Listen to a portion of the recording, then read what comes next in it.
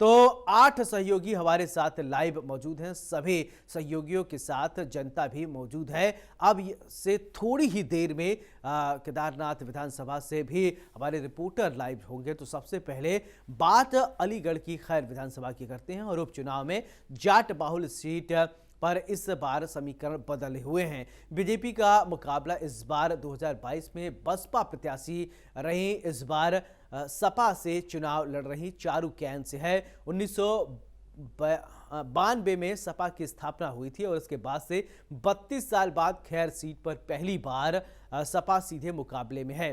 पिछले 5 चुनाव में एक बार जीत दर्ज करने वाली और 4 बार दूसरे स्थान पर रही बसपा मुकाबले में तीसरी कोण बनाने के लिए भी संघर्ष करती दिखाई दे रही है। दलितों में बिखराव ने उनके लिए मुश्किल खड़ी कर दी है। यहां पर कब्जा बरकरार रखने के लिए भाजपा और प्रत्याशी सुरेंद्र दिलेर ने भी चुनावी मैदान में ताल ठोके हैं। ये देखिए प्रत्याशियों के नाम हम आपको दिखा रहे हैं, सुरेंद्र दिलेर और चारू कैन, और इसके अलावा पहल सिंह।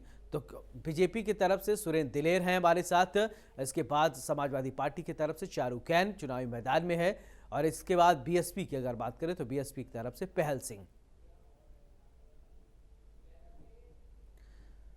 तो खैर विधानसभा सीट की हम आपको दिखा रहे हैं प्रत्याशी कौन कौन है। 3 प्रत्याशियों के नाम आपकी टीवी स्क्रीन पर फ्लैश हो रहे हैं। तो सुरेंद्र दिलेर, चारू कैन, पहल सिंह, ये प्रत्याशी आप अपने टीवी स्क्रीन पर देख रहे हैं।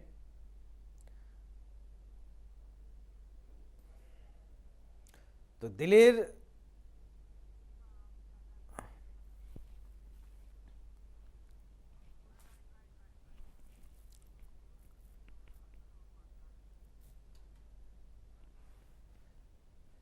ये खैर विधानसभा से हम बात कर रहे हैं, सुरेंद्र दिलेर, चारू कैन। तो ये अखिलेश यादव, और अगर बात किया जाए तो उपचुनाव का जो रण है योगी वर्सेस अखिलेश यादव, कौन जीतेगा ये बेहद दिलचस्प होगा। उपचुनाव में किसका मंगल होगा, किसका अमंगल होगा, ये भी जानना बेहद दिलचस्प है। चलिए अब आपको खैर विधानसभा का जाति समीकरण हम समझाते हैं। तो जाति समीकरण हम आपको समझाते हैं। तो यहां पर जाट की अगर बात करें वोट की तो 1.15 लाख हैं और जाट वोटर 70,000 हैं। खैर विधानसभा की ये समीकरण है। और इसके अलावा यहां पर ब्राह्मण वोटर की बात करें तो 60,000 ब्राह्मण वोटर हैं, और साथ ही वैश्य वोटर 35,000 हैं। इसके अलावा अगर बात किया जाए तो सूर्यवंशी वोटर तो 30,000 बताए जा रहे हैं। तो अन्य वोटर की अगर बात करें, अन्य और एसटी वोटर मिला के 25,000।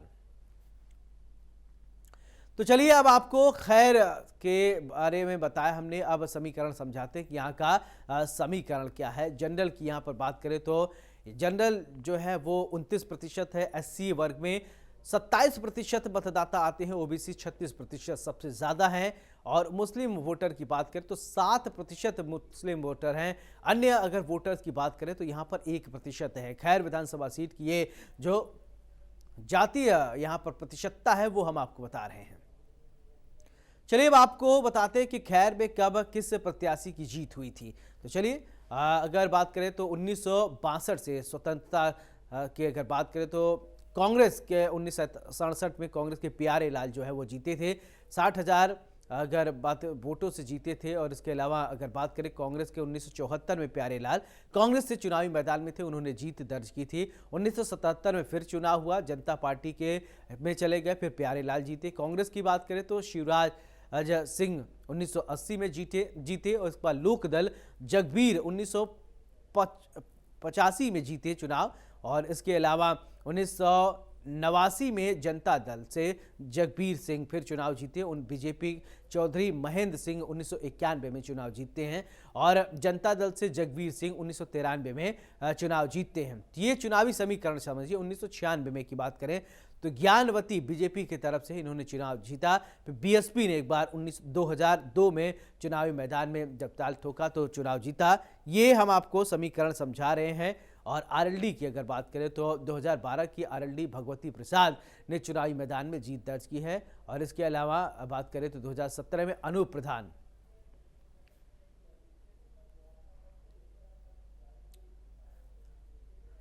हमारे साथ प्रमोद कुमार खैर विधानसभा से हमारे साथ जुड़ गए हैं। प्रमोद, खैर विधानसभा की सियासी गणित क्या है, समझाइए। देखिए सौरभ, उत्तर प्रदेश की 9 विधानसभा पर उपचुनाव होना है और ऐसे में खैर विधानसभा भी महत्वपूर्ण है, चूंकि यहाँ से अब तक अनूप प्रधान विधायक थे और ऐसे में वो हाथरस से सांसद हैं। अब बात मैं जातीय समीकरण की करूं तो देखिए, जाट बाहुल इलाका बोला जाता है, हम्म। यानी यह जाटों का जो वोट परसेंटेज है वो काफी ज्यादा है। और देखिए, जाट जिसको आशीर्वाद देते हैं वही यहाँ से विधायक रहता है। जैसे पुराना 20 वर्ष का इतिहास है, 2 बार यहाँ आरएलडी से विधायक रहे और उसके बाद फिर 2 बार भारतीय जनता पार्टी से विधायक रहे। ऐसे में इस वक्त जो है आरएलडी और बीजेपी का गठबंधन है, तो निश्चित तौर पर इस बार जो है वो बीजेपी को कहीं ना कहीं फायदा मिल सकता है। ऐसे में जो ताबड़तोड़ रैलियां हैं, वो रैलियों का सिलसिला भी लगातार जारी है। उत्तर प्रदेश के मुख्यमंत्री योगी आदित्यनाथ 3 बार यहाँ रैली सभाओं को संबोधित कर गए। इसके अलावा 2 दिन पहले समाजवादी पार्टी के राष्ट्रीय अध्यक्ष अखिलेश यादव भी यहाँ सभा को संबोधित करने के लिए आए थे। आज जयंत चौधरी एक सभा को संबोधित करके गए और बाकायदा वो जाट वोटरों से अपील करके गए कि जिस तरीके से पुराना इतिहास जाटों का रहा है कि वो आरएलडी के साथ तन मन धन से खड़े रहते हैं, ऐसे में सभी लोग जाटों को जाट समाज से ताल्लुक रखते हैं, वो भारतीय जनता पार्टी के जो सुरेंद्र दिलेर प्रत्याशी हैं उनको वोट कास्ट करें। ऐसे में देखिए, खैर की जनता मेरे साथ है, बेहद खूबसूरत ये जनता है। इन लोगों की राय लेंगे, इनसे जानेंगे कि आखिर यह चुनाव हो रहा है, उस चुनाव में ये बताइए, खैर विधानसभा पर उपचुनाव है, यहाँ का जो वोट बैंक है यानी जाट बाहुल इलाका बोला जाता है, ऐसे में यहाँ के हालात क्या रहने वाले हैं? पर समाजवादी साइकिल आगे रहेगी या भारतीय जनता पार्टी? नहीं, यहाँ पे राष्ट्रीय लोकदल और बीजेपी दोनों का गठबंधन है। यही बहुत वोटों से आगे रहेंगे और यही जीत रहे हैं यहाँ पे, राष्ट्रीय लोकदल और बीजेपी। अच्छा, इन्हीं का सांसद विधायक आप तो मुझे लग रहा है झोला पट्टा भी डाले हुए भारतीय जनता पार्टी का। ये बताइए, यहाँ जो जाति समीकरणों के आधार पे तो पिछली बार भारतीय जनता पार्टी को फायदा मिला, ऐसे में साइकिल भी दौड़ रही है, साइकिल वाले भी कह रहे हैं कि हम लोग जीतेंगे, अभी से दावे कर रहे हैं। क्या कहना है आपका? जी, मैं खैर मंडल देहात से उपाध्यक्ष पद पे हूँ। विष्णु चौधरी नाम है मेरा। अरे भैया, केवल सीधे बात बता। नहीं नहीं, वही बात बता रहा हूँ। हमने हमने अभी पिछले 1 महीने से अपनी भारतीय जनता पार्टी के प्रत्याशी सुरेंद्र दिलेर के लिए रात दिन एक कर रखी है। सारे जाट बहुल्य क्षेत्र से, मैं खुद जाट हूँ, और हमने इनके अलावा भी जाट बहुल्य तो हैं ही, उसके अलावा मुस्लिम और जाटवों को भी अपना बनाने के लिए काफी कोशिश की है और सक्षम। देखिए, एक बुजुर्ग मेरे साथ है, सौरभ बुजुर्ग है, और मेरे ख्याल जी। से आपने तमाम चुनाव कराए होंगे, तमाम नेता बना दिया आपने, कई नेताओं को बिगाड़ भी दिया होगा। ऐसे में यह उपचुनाव, और मेरे ख्याल से आप लग रहा है आप जाट समाज से ताल्लुक, जाटों का क्या रुख है? क्योंकि ये जो चुनाव है यहाँ जाटों के हाथ। कोई ऐसा हो, जाट के हाथ में तो ना है, जनता के हाथ में है। क्यों जाट है सवाल।